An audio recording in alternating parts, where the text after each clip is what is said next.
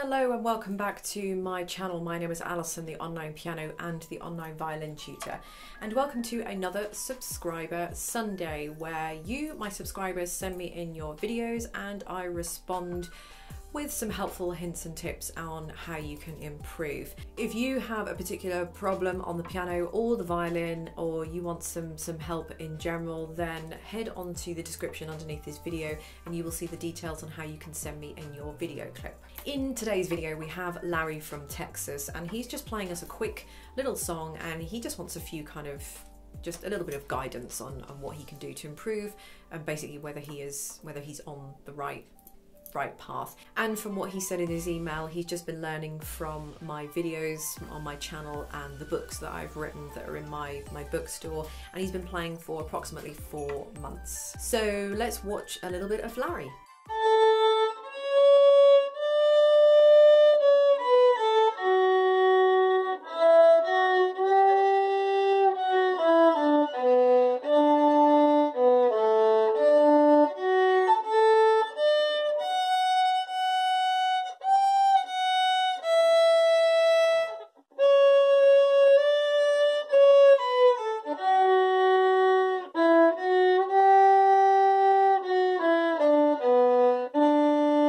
Okay, so I think for someone who's been playing for 4 months, I think the progress is pretty good so far. The two main things that I would probably comment are how he is bowing. So it all sounds pretty good. The intonation sounds pretty good, but there's no flexibility in the bow arm, so it's all a bit...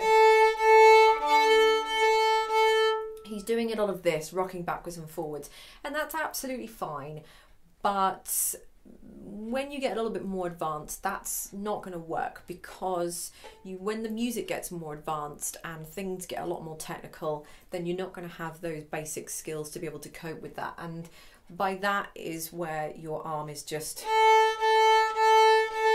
doing this. So I can tell he's using a lot of swinging motion from the shoulder, because the violin is moving as well, left and right, if you notice, and also his body is swinging with it, which it shouldn't really do. I mean, that's not to say that I don't play and I don't move around, but I don't, I don't do this, and I've got my bow placement already in the right place, so it's a little bit different. That's more me feeling the music rather than kind of incorrect playing posture. So what he's doing is playing from the shoulder, which you shouldn't do, because if I turn this way, your bow arm here should never go further out than your back. So if you were standing against the back of a wall, you couldn't move your elbow back any further. So if I have my arm completely straight here, you will see. So if I just bow like this, you can see that the movement is coming from my elbow only, not from my shoulder. As soon as it comes from my shoulder, we get this, and this is where we're sawing a piece of wood, and that's when the bow is going to be flitting around the strings all over the place. It's going to be bowing too close to the bridge, too close to the fingerboard.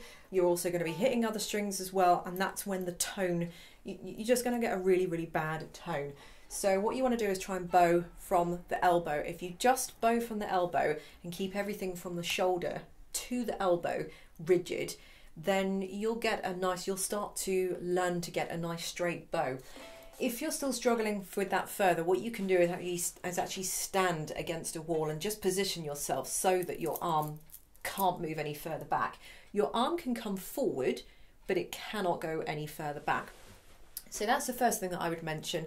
Just try and get the bow a little bit straighter, and also have some flexibility with the bow. So what I mean by that is when you're bowing down here, you're bowing an up bow, the wrist, this part here, I know this is a bit of an exaggeration, should come up, and then when you're bowing a down bow, it should bow down. So it's almost like you're bowing into like a little well that you've got here, and then when you're bowing up, the wrist comes up, bowing down, the wrist goes down. So that way you're going to be developing some flexibility in the wrist to start with.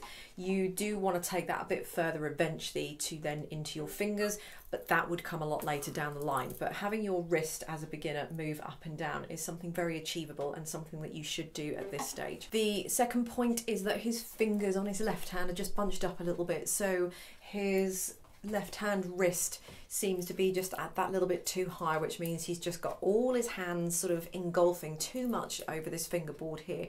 So what he needs to do is just perhaps lift his hand, take the palm of his hand down a little bit, to give you more air around the fingers to bow. I mean, he's obviously got bigger fingers than me, for example.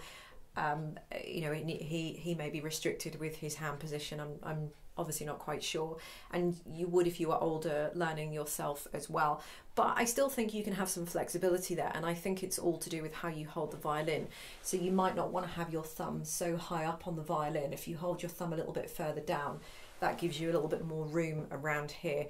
So whatever he feels comfortable doing, I would just say that he just needs to bring his wrist down a little bit more so that it's straighter from the knuckles to the wrist, rather than it being a little bit up here. I can see from just looking a bit of his video now that he's sort of got this, he's adopting this position, and he should really be adopting that position. Can you see the difference there and there? And that's changing. See, my fingers are lifting up here and they're going down when it's moving down there. So I hope that has helped you, Larry, and anybody else that might be in a similar position. Thank you very much for watching, and like I said, if you want to send in your video, head to the description underneath and that will tell you how to do that. Thank you very much for watching, and I'll see you in my next video. Bye.